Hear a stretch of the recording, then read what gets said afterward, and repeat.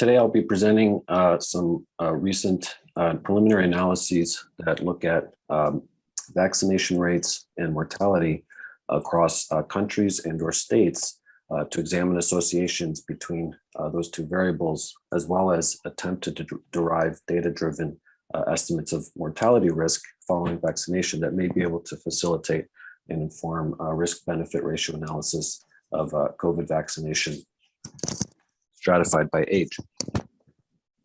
And this work is very much works in progress, and we would greatly appreciate critical feedback, particularly from quantitative people in the audience in terms of how we can further interrogate the results and adjust for potential confounds, etc. I also want to present this analysis, given that a fourth booster dose is already being discussed by the Pfizer CEO. It's important to discuss the safety side of the vaccine story because most of the attention and focus has been on the benefits. And so our analysis touches a little bit on the vaccine benefits, but for the most part, it's going to focus on the short-term risks following vaccination. So I hope this presentation might also help inform decision-making regarding boosters as a function of age and COVID risk. So as I said earlier, this is a recent article that's highlighting the protective benefits of the booster shot. This just came out of Israel in early December, and the headline is that those who received the booster had a 90% lower mortality risk due to COVID-19 death versus people who had not received the booster. Now, usually with these types of articles, you have to read the main text and dig into the supplement to get a little bit more context and find out some of the information that was that was omitted in the abstract. And in this case, it didn't take too much work. The authors were actually very upfront about some of their limitations. In this case, stating that because they didn't match the individuals for age, sex, and other comorbidities, there may be some sources of bias that might be affecting this 90% efficacy rate, and which essentially implies that it could be that the non-booster group had some pre-existing higher risk for COVID due to some comorbidity that wasn't adequately adjusted for in the analysis. And so that 90% effectiveness may not be entirely due or even mostly due to the booster shot. More importantly, and the study doesn't provide any data regarding serious adverse events. And there's no safety data that's available in the supplement or that's reported. And yet it's still presenting only the efficacy. And in my opinion, it's a little bit irresponsible to only present on the vaccine benefits and not provide adequate data to assess the risks. Because you need to be able to weigh the risks against the benefits of the vaccine. And I have seen data, and I'm not going to get into it this presentation, I won't have time, but I have seen data to suggest that the risks of the vaccine doses and the boosters increase with each dose, as well as potentially the booster. So it's important to focus more attention on this research. So there's gaps in that study, but usually what one does when they want to find out more information about the vaccine safety and efficacy is go to the CDC website, and there they state that the benefits of the COVID vaccination outweigh the known and potential risks, and they link to some reported adverse events such as allergic reactions and myocarditis. If you click on these hyperlinks, however, they don't provide too much information in terms of quantitative incidence rates. So for example, what's the percentage of patients that are afflicted with pericarditis following the vaccination? And of those patients, what percentage are not able to return to their normal daily activities? And as they say that as more information will be shared as it becomes available, In the meantime, they encourage everyone to vaccinate their children, ages 5 years and older. And again, here they claim that the benefits far outweigh the potential risks, but no citations to studies or evidence to back up the claim. I had a little bit more luck with the allergic reactions. Here on this page, they cite some studies that do actually report incidence rates of anaphylaxis, which is an acute allergic response to vaccination. And it could be life-threatening. So it could be a relatively severe response to vaccination. And here these two studies use the vaccine adverse event reporting system, which is a passive system for accepting reports of adverse events following vaccination. So it's passive reporting because either the person who experienced the event or their healthcare provider fills out the report, and it gets submitted to the system. So finally, they do report some numbers when it comes to the most severe type of event following vaccination, which is death. And here they report a vaccine-induced death rate of 0.002%, which is basically calculated by taking the number of VAERS reported deaths, in this case 10,128, divided by the total number of doses that were administered throughout that time, which is 459 million doses, to arrive at this, what I'll refer to throughout the rest of the presentation as the VFR, or like vaccine fatality rate. So they point out one important limitation of this approach is that the reported events are not verified to actually be caused by the vaccine. So healthcare providers are required to report any event following vaccination, regardless of whether they think the vaccine caused the death. Another limitation that they don't mention explicitly is that it's known that the VAERS suffers from under-ascertainment bias.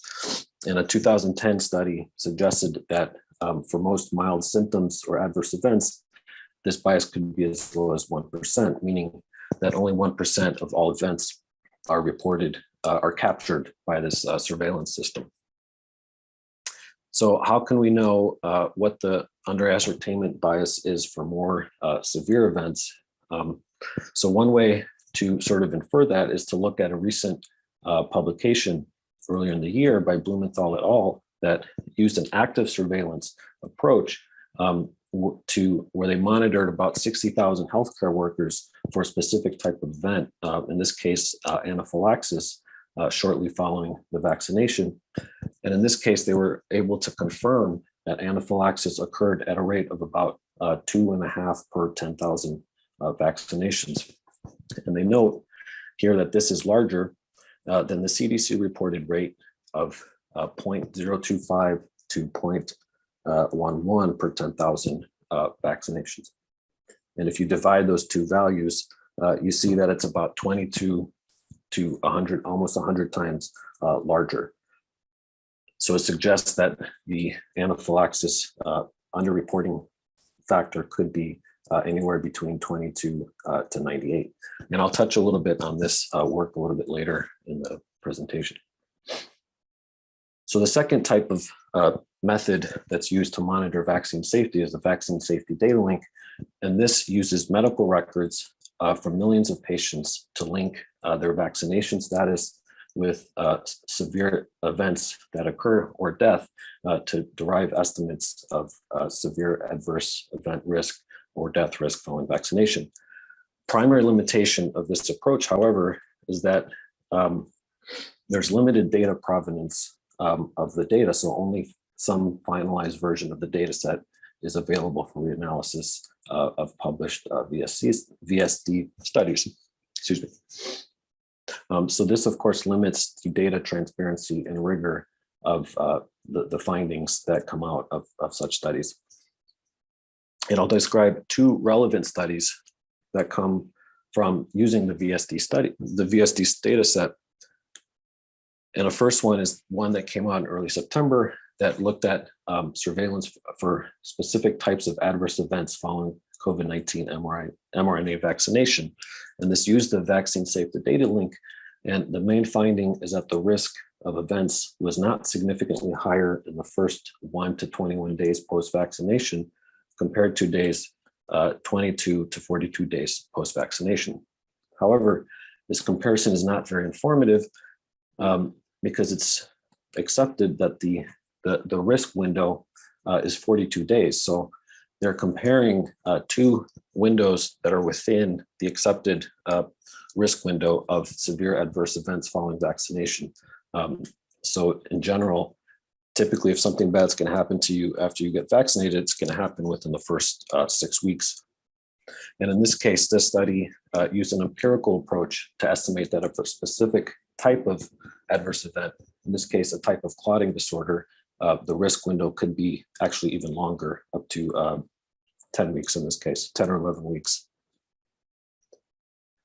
Finally, this paper does include a comparison with an unvaccinated group, which would be the primary comparison of interest, in my opinion.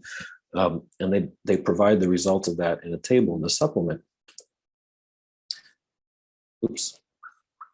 And in this table, if you look at the table, they do identify the known risk of COVID-19 vaccine, which is myocarditis. So these numbers, if it's higher than 1, it indicates that the relative probability of experiencing myocarditis is higher in the vaccine group relative to the probability of myocarditis in the unvaccinated group. So it's basically a ratio of 2 rates. And if it's less than 1, it means that the rate of these severe adverse events are higher in the unvaccinated relative to the vaccinated. So interestingly, if you look at this table, they're reporting significant protection in the vaccinated for 5 adverse events. And these 5 adverse events are generally having to do with thrombosis, blood clotting, and or heart attack. So this is interesting because this suggests that the vaccine is actually protecting against severe adverse events that have also been associated with the vaccination itself. Even though it's not officially reported on the CDC website, you can find case reports. In this case, I found 7 case reports of pulmonary embolism, thromboembolism, and heart attack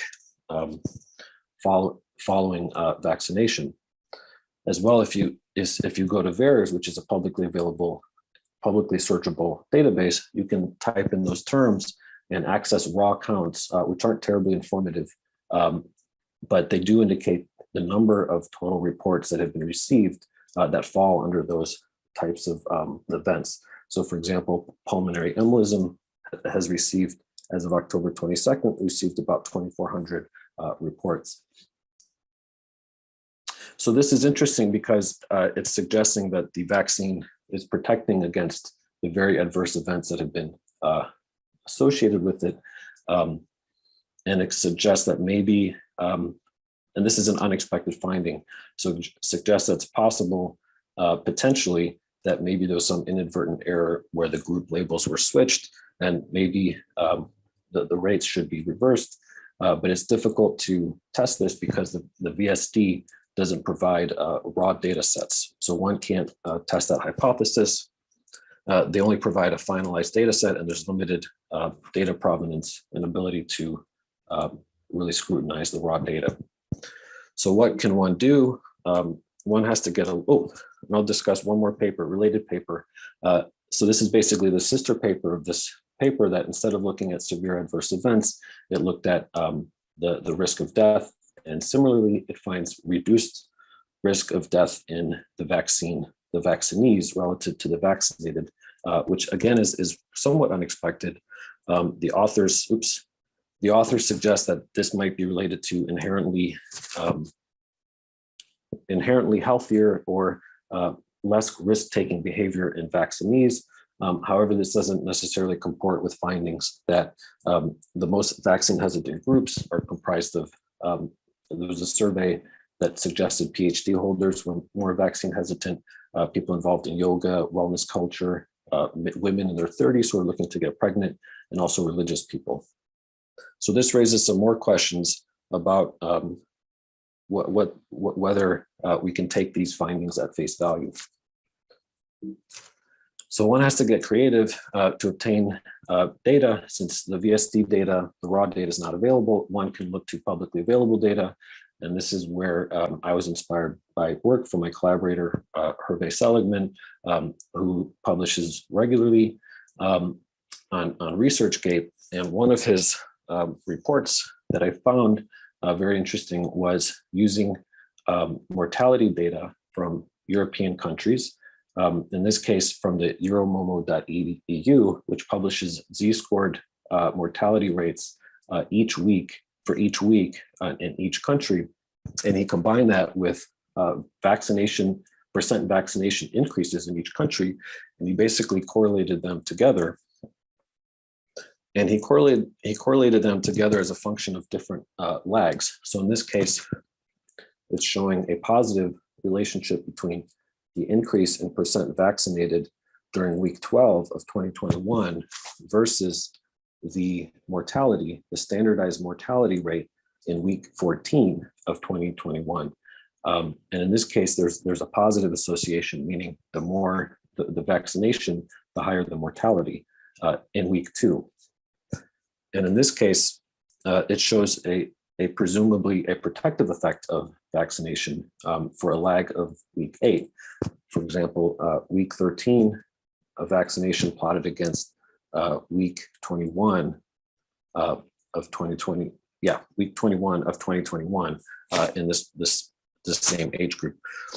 So the next thing he did was to sort of stack all of these correlations as a function of lag. So in this case, week 12 and week 20 would also be a lag. It would be a sample for a lag correlation between vaccination and mortality of a lag of 8 weeks. And if you stack those on top of each other, and of course, there's going to be issues of autocorrelation in the time series. But if you ignore that and if you focus more on the temporal pattern that emerges, you see this very remarkable pattern that indicates that the strongest, the y-axis indicates the percent positive associations between vaccination and mortality as a function of lag in weeks since the first injection. So consistent with what we know about the risks of the vaccines, and before the full vaccine protection kicks in, you see positive associations between vaccination and mortality in the first 0 to 6 weeks before you see this protective benefit, which is this blue area, which represents negative correlations between vaccination and mortality.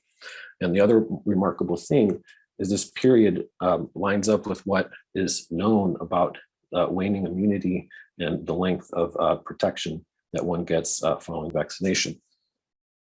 And this second adverse period here, I think it might be related to collinearity with booster injections. So the boosters were started about 6 months after the initial vaccination campaigns, and we continue to have discussions about trying to understand and dissect this plot. But the other thing to note here is that presumably this is a second protective period following the boosters, and it's also consistent with the known waning effects of immunity. So obviously, this is somewhat of a crude analysis, and there's lots of confounding factors that one needs to consider. But I was very intrigued by an earlier version of that analysis, and I was sort of in disbelief. And I said, okay, I'm only going to believe this if I can replicate that data. If I can see a similar effect using US data, then I'll believe the effect is real. So that's the first hypothesis that we use the US data, was to see if do we observe adverse effects on mortality within the first 5 weeks of vaccination. And the second hypothesis was, or the aim was, if we do observe this effect, can we use the US data to derive estimates of vaccination mortality risk stratified by age? Because the US CDC provides real units of vaccine doses and actual counts of death, this should be possible. So the data sources, this is all publicly available data that you can download directly from the CDC. So they provide the number of vaccine doses that are administered in each state. And this is primarily our independent variable for a regression model that I'm going to describe. And they also provide the number of COVID deaths as well as total deaths in each state. And that's our dependent variable. And then they also provide the number of COVID cases, which is going to be used as a nuisance variable.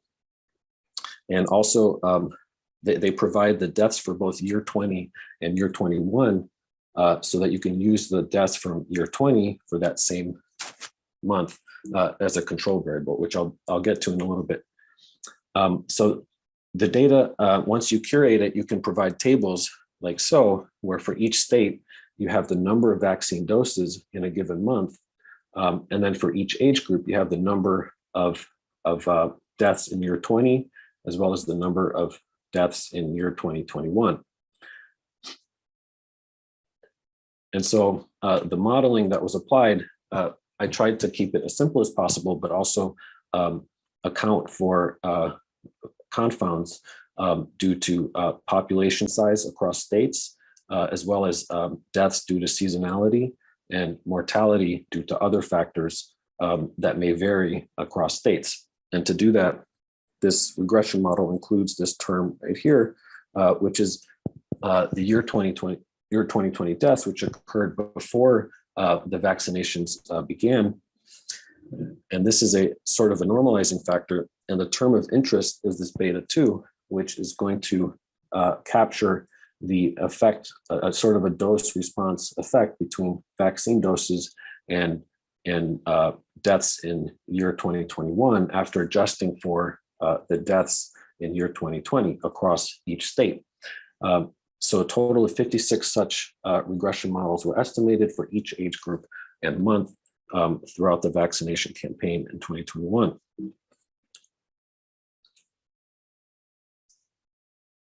So the term of interest, so what I'll be reporting in the next few slides is this beta 2, which if it's positive, it would indicate an adverse effect. If it's negative, it would indicate a protective effect. And because we're looking at previous month vaccinations, current month vaccinations to predict the next month deaths, we would predict, according to our hypothesis, we would expect to see an adverse effect. So a positive correlation or beta weight. And indeed we do. So for example, for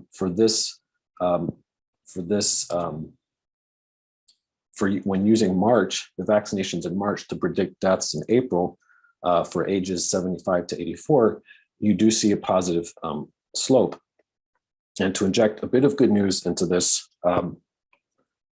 talk, you'll notice there are some outliers down here on the bottom, which includes New York. And there was a recent report that analyzed VAERS data and found that only about 5% of the batches of the vaccines accounted for almost all of the deaths that were associated with the vaccines. And those 5% of the batches were distributed to more than 13 states, which suggests which suggests that issues with quality control or distribution might be related to these adverse events. And New York is on the lower end of the vaccine adverse event rates for death. So you might ask, what is this really the vaccine causing death, or is it something else going on? Is it that COVID deaths are increasing more vaccinations? So one reason to believe that's not the case is if you plot this for all age groups and months, you see positive beta weights in a pattern that matches the vaccine rollout. So you see adverse vaccine events in mortality in the early stages of the year in the older age group when nursing homes and elderly were first targeted with the vaccines. And then you only see the adverse events in the younger age groups later in the year when the vaccines were rolled out to younger age groups. So in terms of using this data to estimate mortality risk, essentially you can use this rise over run relationship, use the slope to predict the number of predicted deaths divided by the vaccine doses. And given that I'm short on time, I'll just quickly run through the modeling, which is relatively straightforward. You're solving for y hat 1 and y hat 2, and you're keeping everything constant, but your x2 in this case is going to be x1, which is increased by 10%. And then you take the difference between y2 and y1, which is represented here, divided by the number of vaccine doses that is represented by this 10% increase. And for each age group, you can derive a mortality risk estimate, which is the percent chance of death given a vaccine dose administration. And if you do that, you can derive these age-specific vaccine fatality rates, which start at 0.004% in the younger age groups and rises to about 0.06% in the older age groups.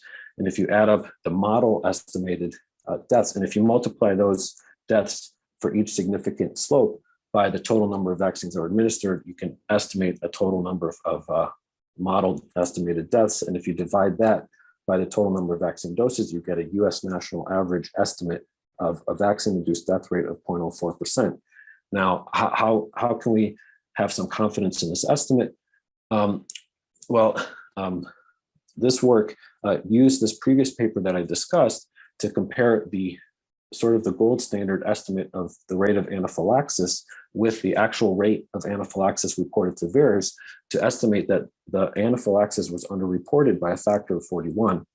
And if you divide our estimate by the CDC reported VFR, which is based on VAERS, you arrive at an estimated 20-fold underreporting factor, which sits somewhere in between anaphylaxis, which is a somewhat severe event, and death, which is more severe. And you would expect that death would be, the underreporting factor would be would be lower. So that provides some external face validity to the estimates. And finally, if you compare our estimates with previously published infection fatality rates stratified by age, for example, here I'm showing a meta-analysis that used about 30 studies to estimate the mortality risk of infection following coronavirus. And if you compare them, then you see it suggests that even though the numbers are small, they appear to be a similar order of magnitude with the infection fatality rate. In other words, the risks of treatment appear to be similar to the risks of no treatment. And even if the vaccine protected against COVID death 100% effective, which is unrealistic, but even if that were the case, that would be offset by the risk of the vaccine itself. So this suggests that the vaccine should be contraindicated in people under age 50. And in people over age 50, I would argue that it's debatable given the limited quality evidence on the efficacy of the boosters as well as lack of safety data on the boosters. So I would say it's a big question mark whether the booster should be indicated for ages 15 and above. And finally, to conclude, comparing previously published papers on the true incidence of anaphylaxis, as well as our estimates of vaccine-induced death rates with the CDC estimates suggest that the CDC underestimates the risk of adverse events. And second point is that the vaccine mortality, based on our estimates, if they're correct, they suggest that the vaccine mortality risk may be similar to the infection fatality risk in age groups less than 50 years. And above age 50, it's warrants further investigation and more data to become available to determine whether the risks outweigh the benefits. And finally, if anyone has any questions, I've put my email. Please feel free to reach out, and I welcome your feedback and questions. Thank you.